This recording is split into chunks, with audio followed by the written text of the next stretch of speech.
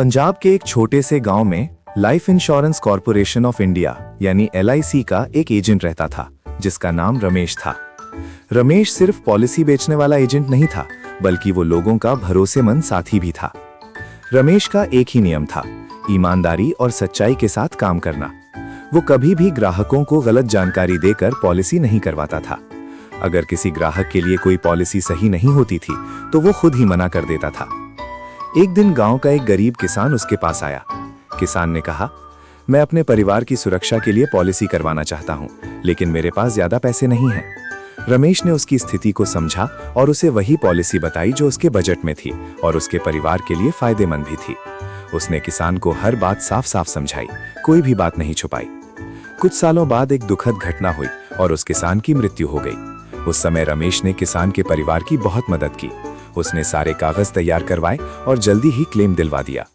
जब परिवार को पैसे मिले तो उनकी आंखों में आंसू थे, दुख के भी और धन्यवाद के भी। वे कहने लगे, अगर रमेश जैसा सच्चा एजेंट ना होता तो हमें ये मदद कभी नहीं मिलती। धीरे धीरे रमेश की ईमानदारी की चर्चा पूरे इलाके में होने लगी। लोग कहने लगे, अगर पॉलिसी करवानी है तो रमेश से ही करवाओ, वो कभी धोखा नहीं देगा। रमेश ने साबित कर दिया कि सच्चाई, मेहनत और ईमानदारी से किया गया काम ही असली सफलता देता है।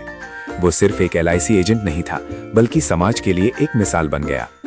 सीख: ईमानदारी से किया गया काम हमेशा लोगों के दिलों में सम्मान और भरोसा पैदा करता है।